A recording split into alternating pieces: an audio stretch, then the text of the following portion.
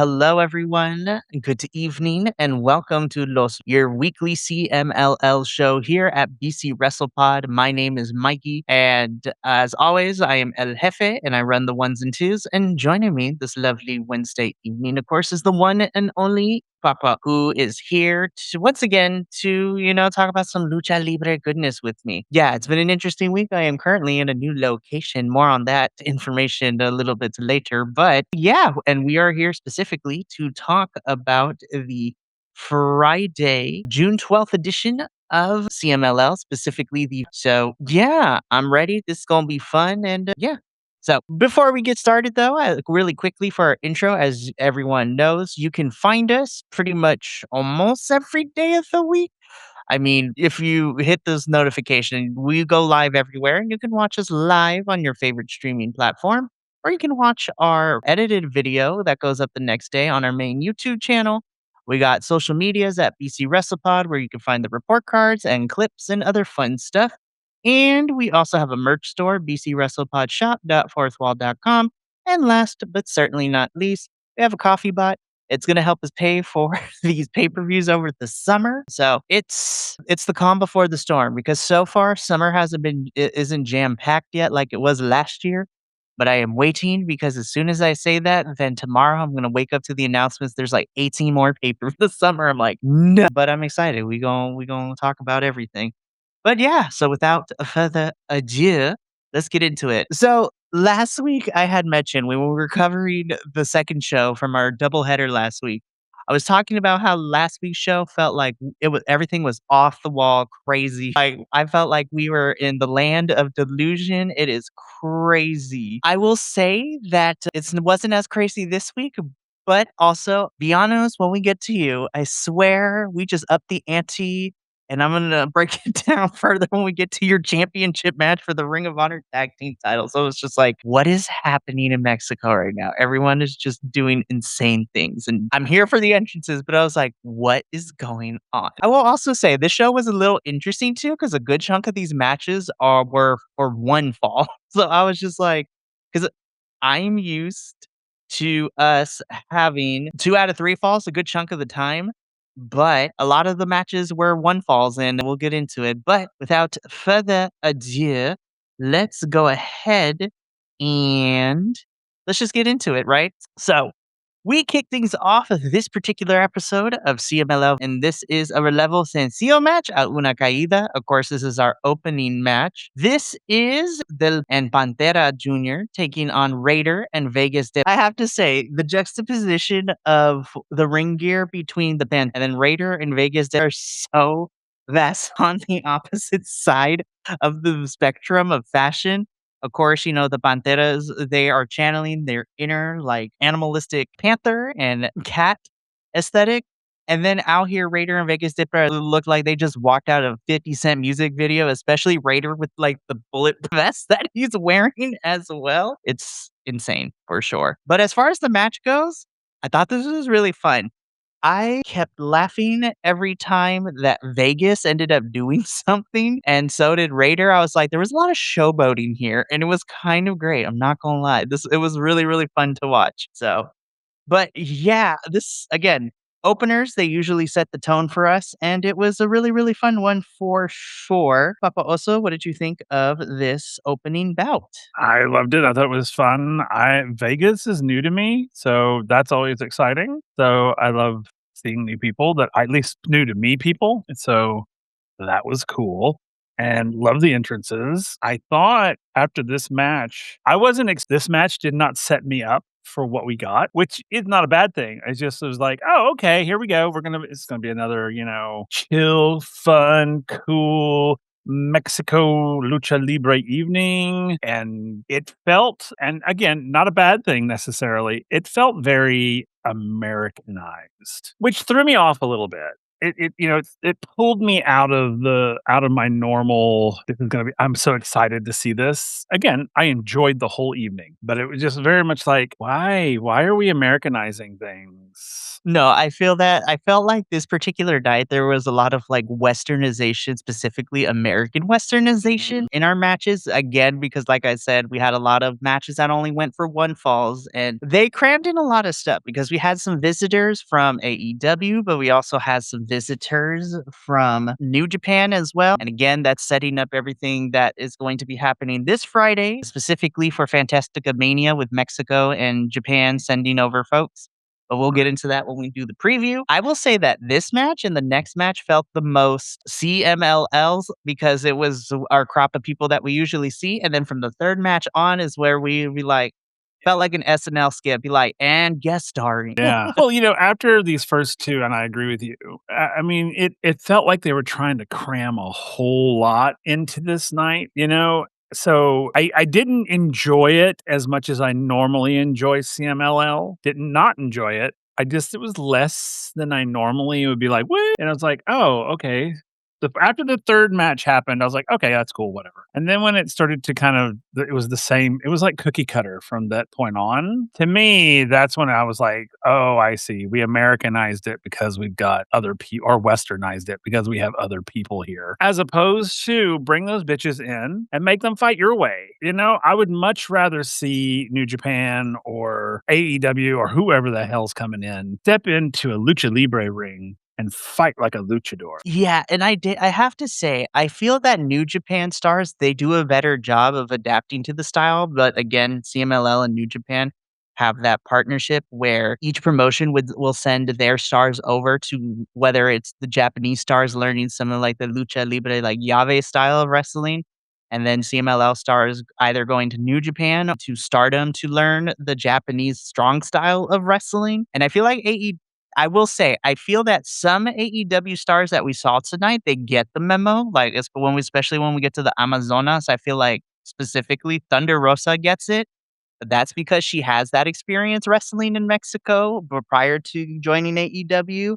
But then I look at other people like Beast Mortos. So when we get to the tag team title match, he understands it. Sammy Guevara does not, and he's still learning about it, which again we'll get into, which threw me off because I was like, I can't believe I'm rooting for the Villanos here. I know they're not gonna win, but I'm rooting for that. But we'll discuss that more. But from here, well, here we had Raider and Vegas to pick up the victory over the Bun. And this moves us into our second match of the evening, which is a relevo. So whereas last week we had a trios match with the Rudos versus Rudos. This is Technicos versus Technicos. So of course, this is the team of a returning from Japan, Valiente Jr., who was participating in the New Japan Best of the Super Juniors 2 weeks ago, which is like the cruiserweight tournament that New Japan puts on every single year.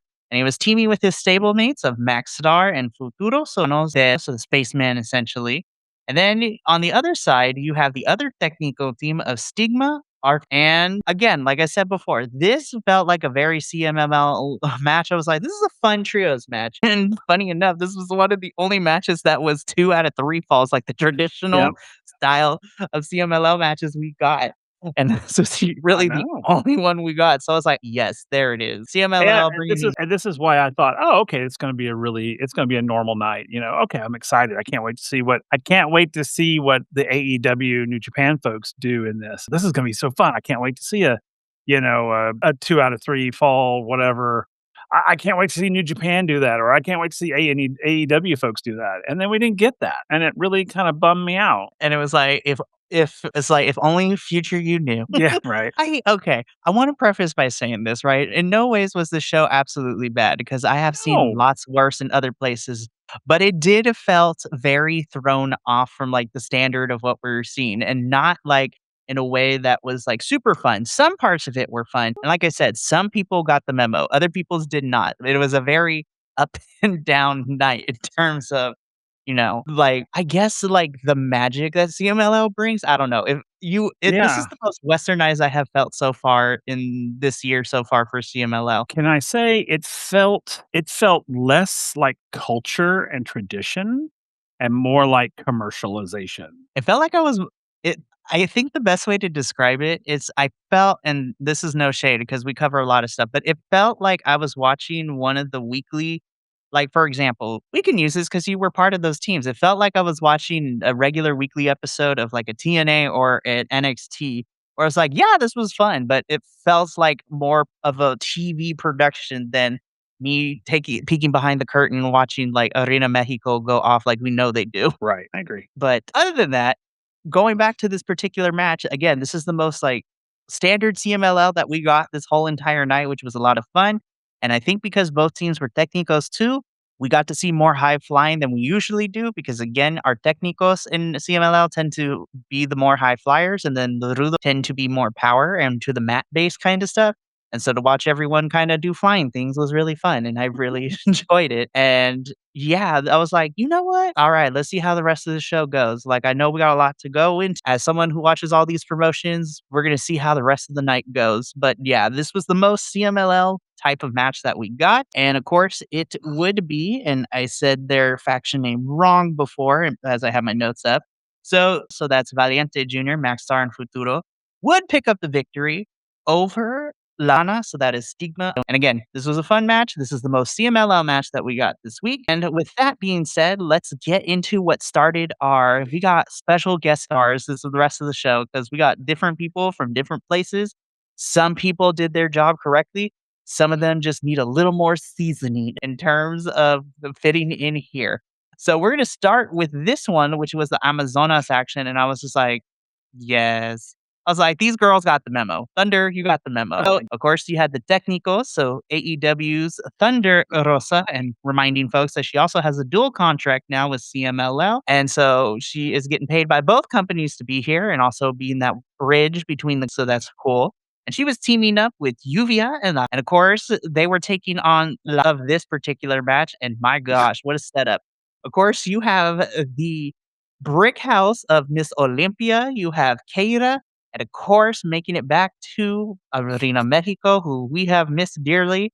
Because listen, I watch AEW, so I've got to see her more, but it's just back. It's nice to have her back in Arena Mexico. Our CMLL Women's Champion, Miss Person. I love that she's making the veil like in her entrance, like part of her character gimmick now. This is like where it's half white, half black. I was just like, and the roses also match too. I'm Mhm. just like, oh, this person, I love you. Like came in swinging hard, and boy, I mean, look at they them. Look at this team up. I was like, when they were coming in and they were as the Rudas were coming in, I was just like, no one's gonna stand a chance. I mean, Olympia, Kira, and Persephone. I mean, that's like a triple threat. I mean, that's like holy good. Because Persephone is all power. I mean, she's all like, and Kira and Olympia are like, I mean, they are like the heavyweights. I mean, they're like brick houses, man, or brick shit houses rather. I mean, they are just huge. And I was just like, and I in my brain, all I could see was like Olympia and Kiera with Persephone kind of in the middle, and I'm creating this like V for victory, just like we're coming in to literally destroy you. I mean, honestly, it's just like holy cheese. yeah, when I saw this on the card, I was just like, I love you, Thunder, and I love you, Yuvia and La Jarochita. But I'm like, girls, you don't stand. My I mean, God. they definitely gave it the college try. But again, when you have Olympia and Kita, who are very power based in Just their wrestling, especially massive. Olympia. I mean, Wonderful. homegirl, you can grate cheese on those abs. Like, my goodness. But then, of course, like when you watch Persephone hit her finisher, like the razor's edge into like a sit down power bomb, I'm just like, oh, you know, Thunder's back is going to be hurting for a little. Oh yeah. I was like, yeah, I was like, that was insane. And because of Persephone, she ends up pinning to pick up the win here for her team. So that are your victors here in this match. And I'm like, Persephone, I have missed you in Mexico. Yep. So Me too. it's been really fun though. I mean, she's getting lots of opportunities here in the States, but it's also nice to see her return and, you know, do some cool stuff in Mexico. So that's a lot of fun. Again, Thunder, we got the memo, girl. Good job. You need to talk to your other AEW folks here, especially Mr. Sammy Guevara, because we're going to get on him in a little bit. But we gonna keep this moving though. So then we get this match, and I was just like, this was fun. Yeah. This is match Relámpago, which has been touted and kind of teasing what we're getting this Friday at Fantastica Mania. So this has been touted. This match was touted as Mexico versus Japan in a match Relámpago. And this is Titan representing and our favorite Utani representing Japan. First of all, I want to talk about Utani. We upgraded this outfit, and this coat, and this mask was everything. I was like, "Yes, sir, get it." And also, Titan, I love you too. This was a fun, fast-paced match. I think, yeah, these two have gained so much fun chemistry together every time we see them, whether they're in tags or in trios matches. And then go watching them go one-on-one here, I was like, "Yes, I forgot how much I love your chemistry together, you 2. Please give me, like, 18 more matches. I will watch every Mm. single one of them." Absolutely. Oh my god. This was I was when you announced this last week, this one I like salivated a little bit, I'm not gonna lie, because I love these 2 when they go against each other. Just I was so excited because, it's not that he's new to me. I mean, I'm new. I say newer. He's newer to me. I haven't known him that long, but man, let me tell you, I fell in love with him as a wrestler. I just think he's so freaking good. He's so good. And of course, Titan, I've always been a big fan of. But these 2, when they meet in a ring, it's epic. It is epic. It's like I knew we were gonna get something amazing. I knew this wasn't gonna be a disappointment, and it wasn't.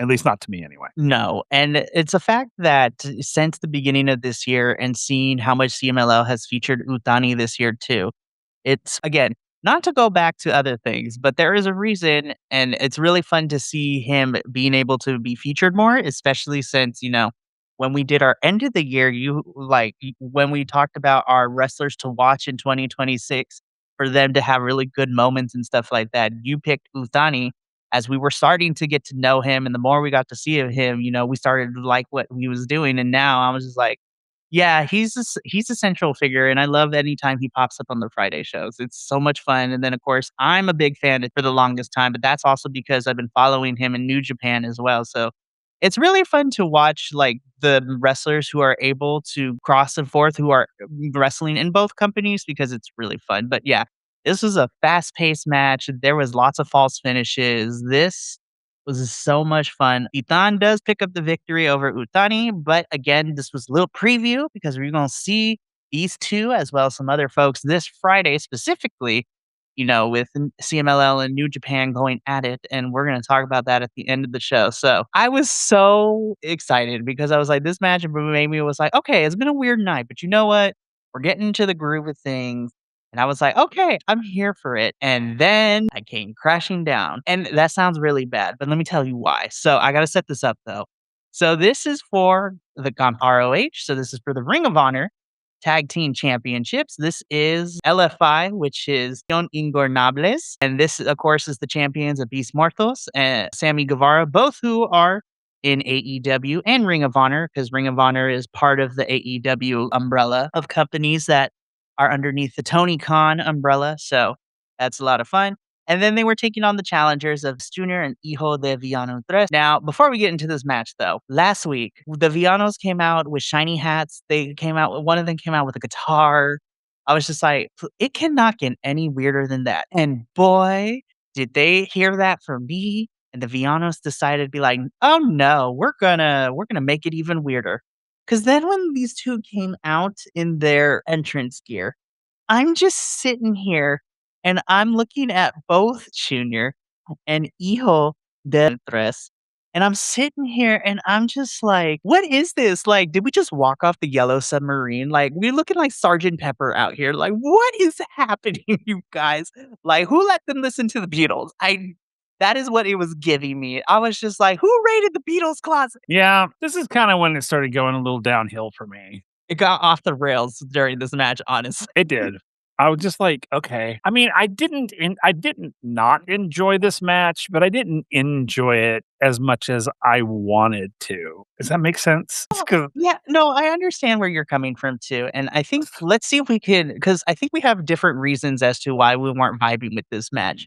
I think for me personally, and I'm not saying that every championship match needs to be like this, because I know that sometimes the championship comes secondary to whatever feud or story we're telling. And sometimes the feuds don't need to be about the titles. My thing is that when championships are on the line, even if it's just like a one and done type of match, like for this one, I don't want the titles to change hands. Like I don't want them to completely shock it.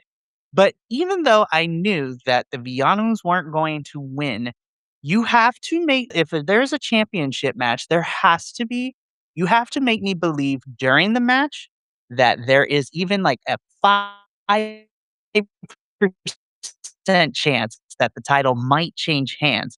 And that possibility is what makes me super excited with championship matches. Nowhere in this match, technically wise, it was good, and I thought it was some solid work. But nowhere in this match did I ever feel that the Villanos actually had a shot at winning these titles.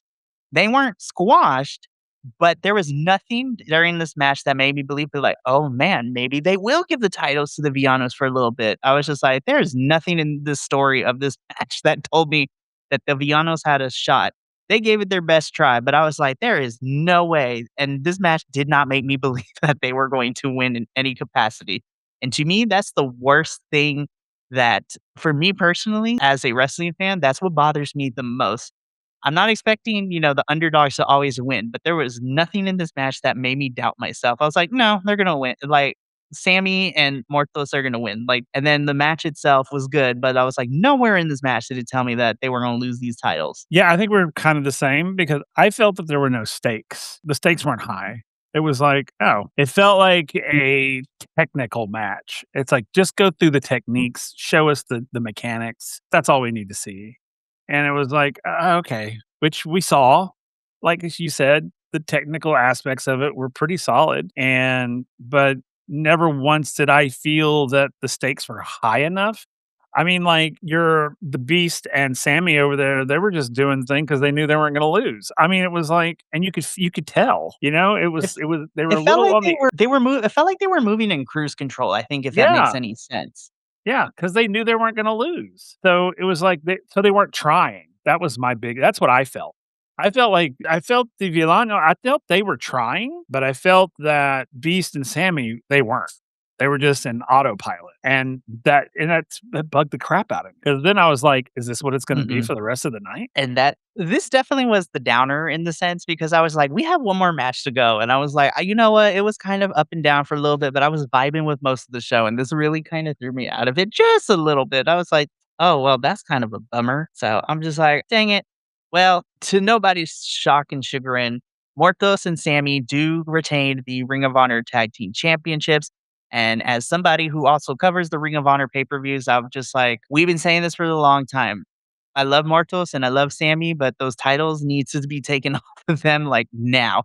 They've had it for way too long, and I know that visa issues have kind of thrown a lot of the wrench into plans over at Ring of Honor, but these titles are being held hostage, and they need to be they need to be put on a team that's gonna be on Ring of Honor weekly. Sammy is wrestling weekly on Ring of Honor and AEW sometimes, but because of visa issues and the world being ill about it, Mortos is stuck in Mexico. Same thing with Commander and being stuck in and Hechicero being stuck in Mexico because of visa issues. So I'm just sitting here and I'm just like, this was kind of a bummer. I was like, I wasn't expecting the Villanos to win, but also like you said, there were no stakes.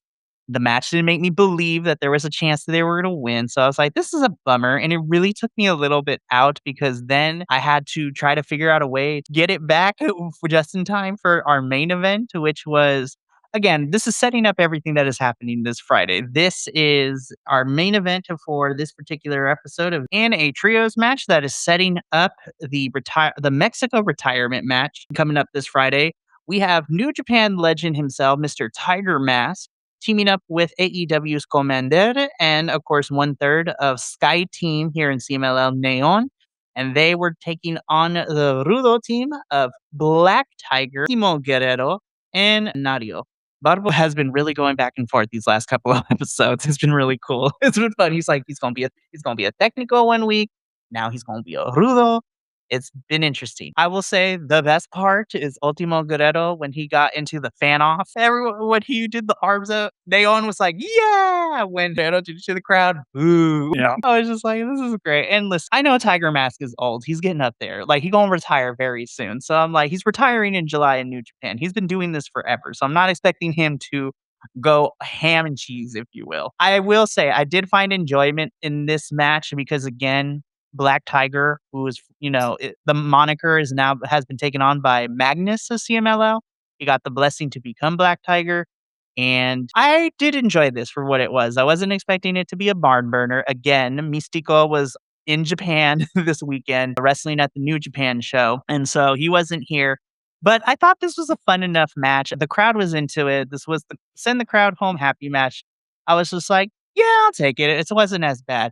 I was still a little bummed from the previous match because it really took me a couple of minutes to get over it. I was like, I'm depressed. I was like, but I need to, how are we going? Okay. I was like, all right. Can I just say our Technico team felt weird? This really felt like an amalgamation of be like, all right, who's left on this roster right now? Yeah, Because it's like, everyone else is around the world. yeah, it was like, "Hey, you, and you. Y'all, come on." I mean, it kinda felt like when they go out here in America anyway, we know when the like, a big, like, television show or whatever's happening, and they have people outside along the sidewalk, and they'll go out and they'll go, you, and you, come on in."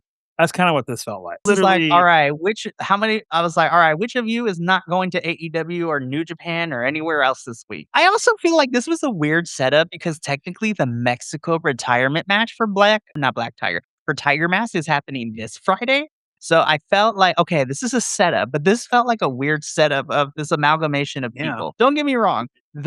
I love everyone on the technical team, but this definitely felt like this is like your teacher randomly assigns you partnered for a group project, and this is Oh the my group god, that you got stuck yes. with. Yes, oh my god. They're the ones that nobody picked. They literally pulled the You know? lottery, and somehow, like, the loners ended up all Yep, together in one yep. group, so this is gonna be an interesting project. But then to be fair, like, on the Rudo side too kinda makes more sense, but even It then, it does. felt like a Yeah, random amalgamation of people, like, it Black did. Tiger obviously is here because, Tiger Mask and Black Tiger have a history, at least the characters do. Ultimo Guerrero, I was like, "Makes sense, bestie, love him." I'm not gonna lie, Barbaro, I love you, but you felt like the odd man Did feel pairing. like I the was odd like, man. "Was Volador Jr. not available? Like, where's Hechicero?" Like, Hechicero would have been a great one, yeah. I was like, "Okay, well, I mean, this is also, like, a weird team." Yeah. And I feel like that's what kinda kept this match from going into, like, the Mhm. great category. This is a good match, but because the team makeup and the chemistry was a little So weird, weird. I was like, "Okay." Okay, that's okay. Alright now. I That's didn't hate this match, but felt didn't hate it weird. either, but it was weird, weird. Yeah, It was Barbara weird. Cavernario, I was just like, "Why are you he" I mean, don't get me wrong, I love me some Barbara, but I was just like, "Why are you here? You shouldn't be here. This one of these things is not like the others." We pulled a whole Sesame Street, be like, "One of these things is not like Not the like other." the other.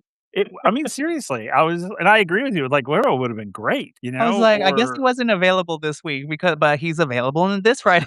Like, so, but let's just anyway, wrap it this wasn't up. bad. Yeah. Tiger Mask, Commander, Neon win, but let's get into this because this was a weird episode, but hopefully this was just a fluke week. This was a weird week given, everybody else was flying all over the place, Oh, but yeah. we've been talking about it since May, but it is finally here. This Friday is the 2026 edition of CMLL and New Japan Pro Wrestling's Mania, which I am excited because, again, as somebody who watches both companies, I love it when we get this show every summer since we started covering CMLL, and this is going to be a good one. So this is actually a pretty busy card in the sense that there are 1, 2, 3, 4, 5, 6. There are 7 matches on this card, and so this is going to be interesting. Oh, awesome. Sorry, I will save the news for a little bit too, as I'm like pulling up my notes for this. But this Friday is the 2026 edition of Fantastica Mania Mexico, in which New Japan and CMLL go at it. So let's go through these matches first to begin with.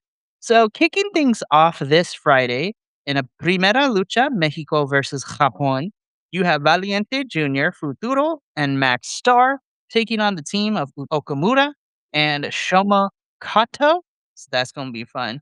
Then I wish we had more Amazonas matches, but I get it because the Stardom girls are going to be busy the next 2 weeks. But in our second match of the evening, this is going to be the Comp MLL. So this is for the women's CMLL Japan title as well. So this is the title that goes back and forth between Mexico and Japan. So we have our champion currently, India Sui, taking on Stardom's Rena. So I'm excited to see Rena here in Stardom because I will just put it this way. Rena hits hard. Rena is a beast in Stardom, and she's had a really fun year. She came runner up in the Cinderella tournament which is like the big spring tournament for the Stardom girls, which guarantees them a championship match at like their big show called All-Star Grand Queendom. So Rena's fantastic. She's part of the faction called Hate. So they dress in all black and they got black lipstick going on. It's their look is amazing. The entrances is what I'm excited for because the Stardom girls always come out with the presentation. So that's going to be a fun championship match. Then in our third match, we have CMLL versus Unbound Company, which is one of the factions in New Japan. So representing CMLL, we're gonna love this lineup. We got Máscara Dorada, Templario, and Neon, and they will be taking on the team of Titan, Robbie X, and the Bone Soldier Taiji Ishimori. So that's gonna be a fun one. Then mano a mano, you have CMLL star Barbaro Cavernario taking on New Japan star El Fantasmo.